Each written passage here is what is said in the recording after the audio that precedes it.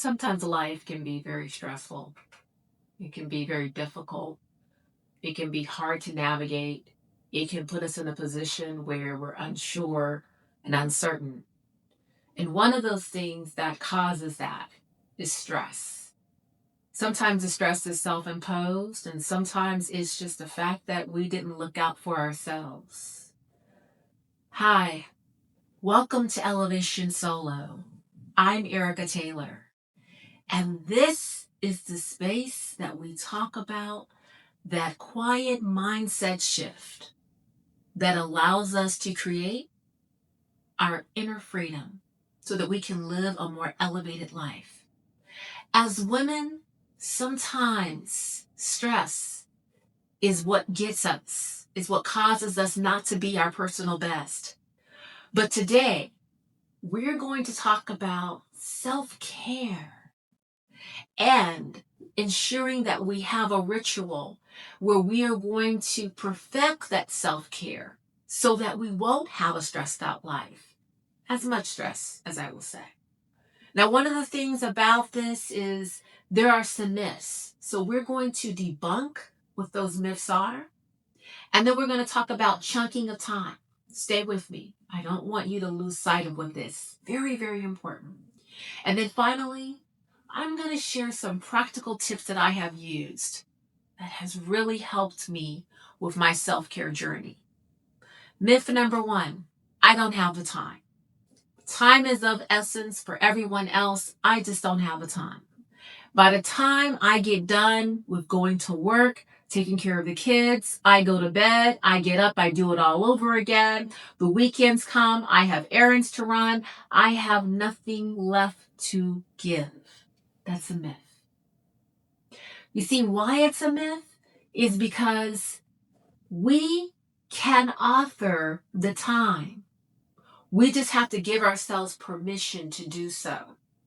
Many times we shape ourselves as women as being the go-to person. Well, hear me out. Nothing wrong with being there for others. But as they always say, to put your face mask on when you're riding a plane first before you put it on your child. It's the same thing. We know this. We hear these words, but yet we don't take them in. So the myth is only a myth because we've bought into this idea that we just don't have the time. But let me ask you this. You make time for the children, right? Because their needs are important. You make time for your husband, right? Because his needs are important. You make time for family because their needs are important. You make time for work because, right? The work needs are important. And they are the reason why you're able to live the life that you have. So you have to do these things, right? That's what we tell ourselves. It's a myth, ladies. It is a definite myth.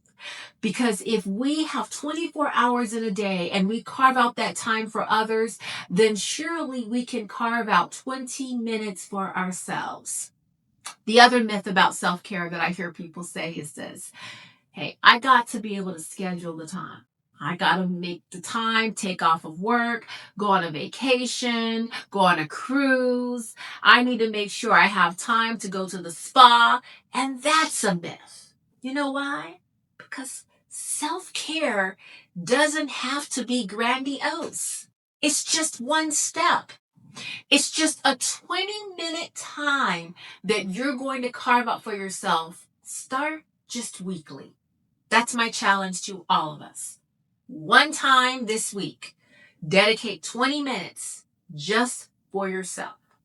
Now, the other myth is people are going to look at me and think that I'm being selfish because sometimes as women, that's how we get put with these labels. You're being selfish. You're being selfish anytime you are not serving others, anytime you are not helping others, anytime you are not putting your personal best for others. That's when we are considered being selfish. So I'm going to tell you, as an elevated woman who's moving into that direction, because it's a journey, ladies. It's a solo directed journey. What I want you to do is to realize, give yourself permission, and set the boundary that yes, this is your time. You have to believe that we do the self-care when there's a major life change that happens. When we lose our job, we're having to do a reevaluation of ourselves and where we want to be. When we have to look at our goals differently. When we have to change how we do things. Maybe our family dynamic changes. Maybe we lose a loved one. Whatever it is, that's when we decide, or when we hear the unpleasant news that we have a health situation, that maybe we have to do some other lifestyle habits like eating more healthy, exercising, or watching how we actually take in stress.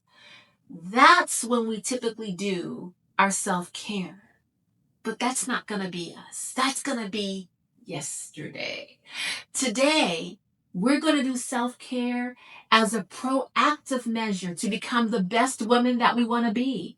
We're not going to use self-care as a reactive mode. Whenever a life change happens, that's when we decide to do something differently. We're not going to allow the external circumstance in life to put pressure on us to do something inwardly different. It's going to be the opposite, the inward side of ourselves. Our mindset shift will occur. We will be able to see better clarity, better focus. We'll do all these things on the internal so the external can flourish and grow. Isn't that amazing?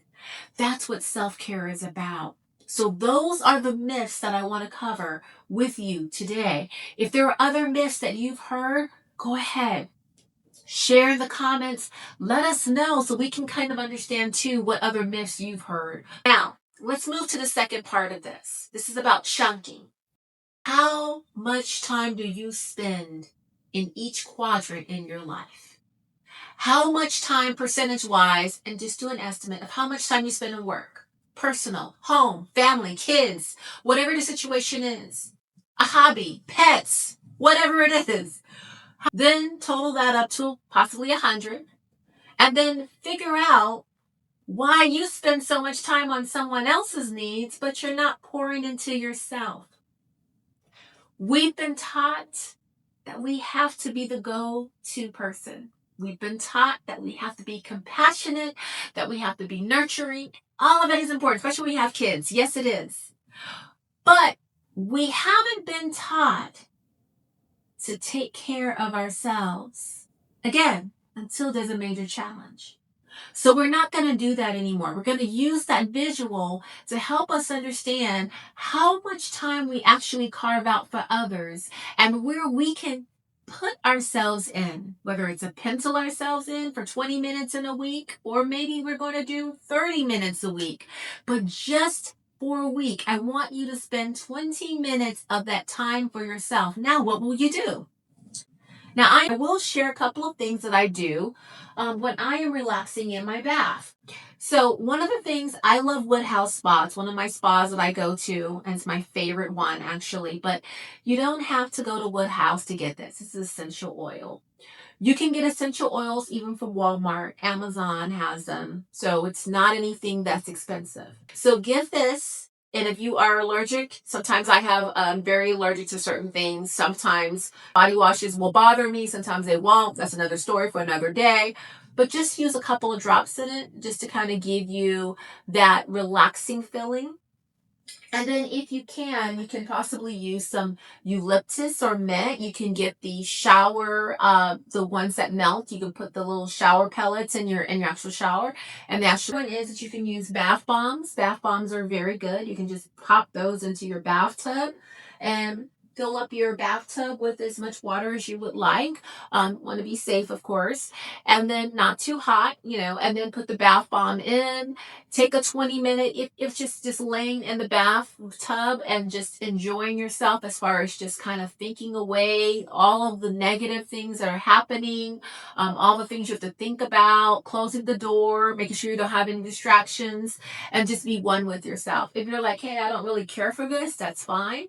You can also take a walk. Go outside, take a walk. I mean, we're getting into the spring and summertime, so it's going to get a little warmer. Maybe in the mornings you can take some time out where you're going to take a walk. If you have a dog, you can walk your dog. You can even do some exercises. You can even go on YouTube and you can even look up exercises that you can take, but nothing too strenuous. I don't want you to get caught up into this rat race of making sure things have to be perfect. They don't. A lot of times we don't do that.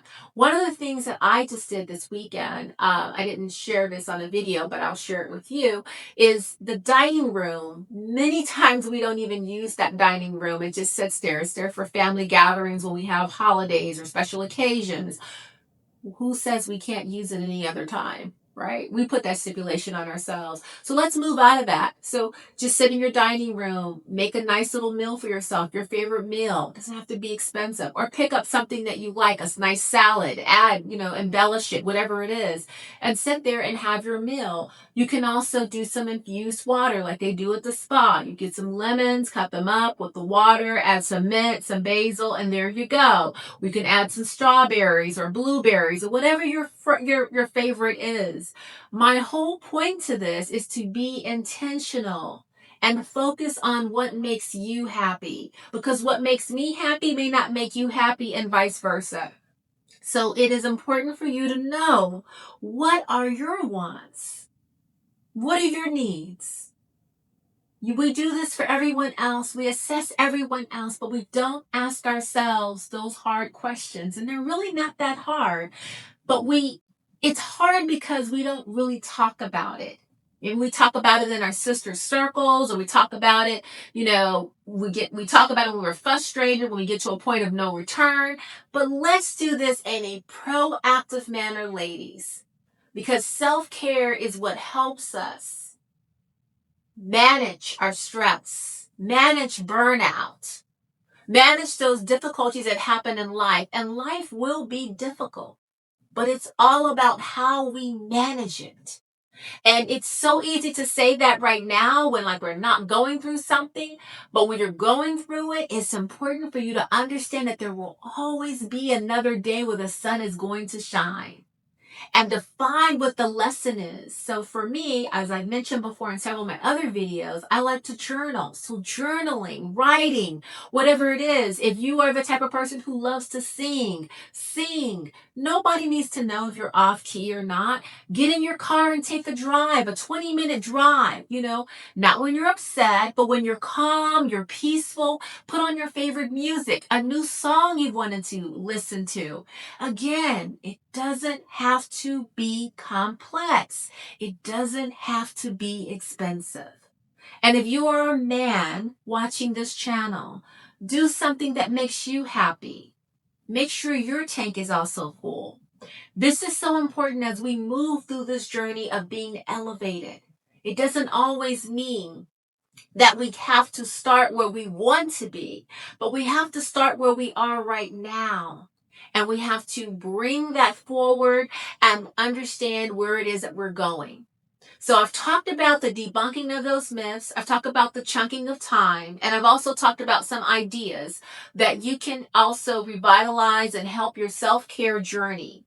What I would like for you to do is to comment as well about what other things do you do that gives you that solace and peace. It doesn't have to be expensive. We get caught up in that.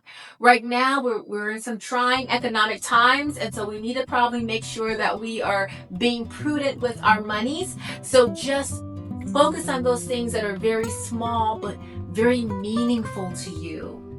Maybe you can, cathartically write out your feelings or emotions, but don't keep that bottled inside. Enjoy life. Life is meant to be lived and also to be embraced. So I thank you so much for joining today, and I will see you on my next video.